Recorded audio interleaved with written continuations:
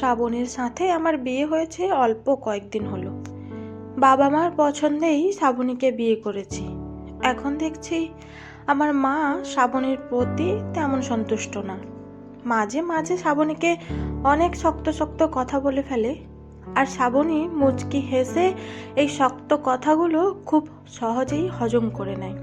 মাঝে মাঝে ইচ্ছে হয় আমি শ্রাবণীর হয়ে কথার উত্তর দিই, কিন্তু পারি না, কারণ গর্ভধারিণী মা বলে কথা।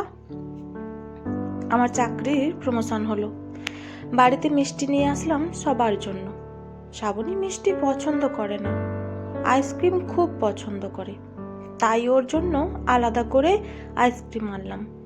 মিষ্টির প্যাকেটগুলো ছোট বোনের হাতে দিয়ে আমি আইসক্রিমের প্যাকেটটা নিয়ে আমার রুমে গেলাম।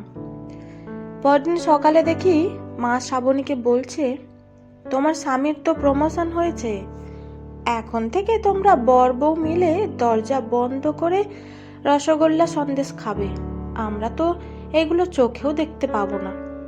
শ্রাবণী কিছু না বলে আমার দিকে তাকিয়ে চুপ করে রইল। ও ভেবেছিল আমি ওর হয়ে কিছু একটা বলবো, কিন্তু আমি কিছু বলতে পারিনি, কারণ গর্ভধারিণী মা বলে কথা। প্রচন্ড মাথা ব্যথার জন্য শ্রাবণী সারা রাত ঘুমাতে পারেনি।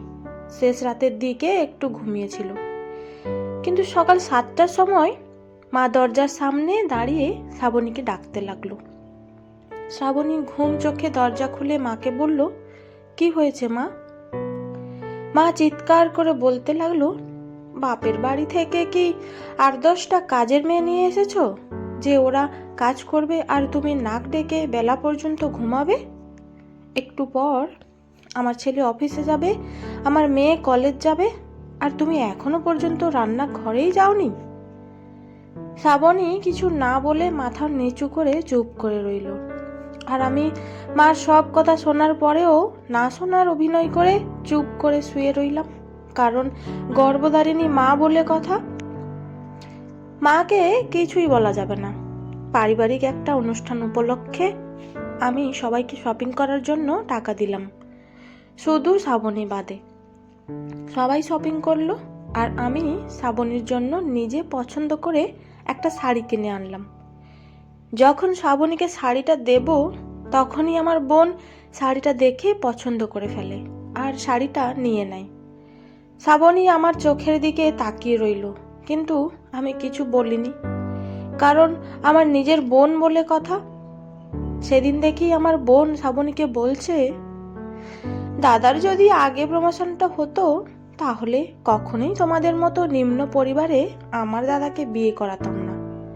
কথাটা শুনে শ্রাবণী চুপচাপ চলে গেল, আর আমি বোনের দিকে তাকিয়ে মুচকি একটু হাসলাম। নিজের আপন বোন বলে কথা।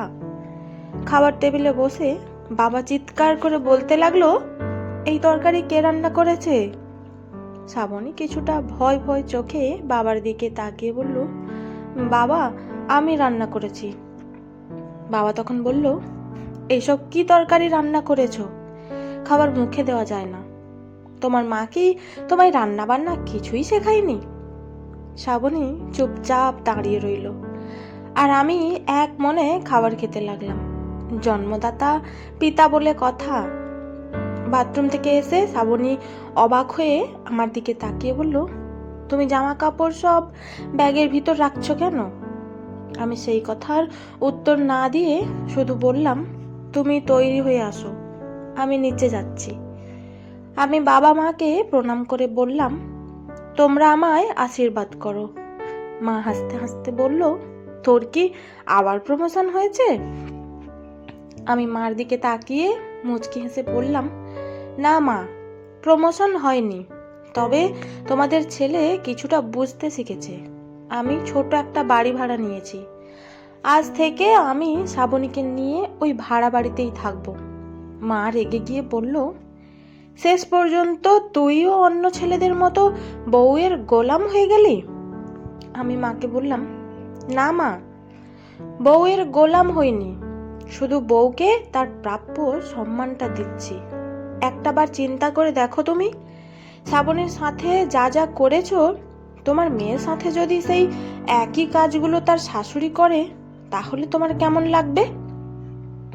বাবার দিকে তাকিয়ে বললাম, আচ্ছা বাবা, আজ আমার ছোট বোন যদি রান্না করতো আর সেই রান্না যদি খারাপ হতো, তাহলে কি তুমি আমার ছোট বোনকে এইভাবে বকাঝকা করতে পারতে যেভাবে শ্রাবণীকে বকেছ?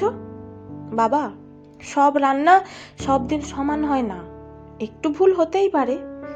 তাই বলে ওকে বকাঝকা না করে একটু ভালো করে বুঝিয়েও তো বলতে পারতে।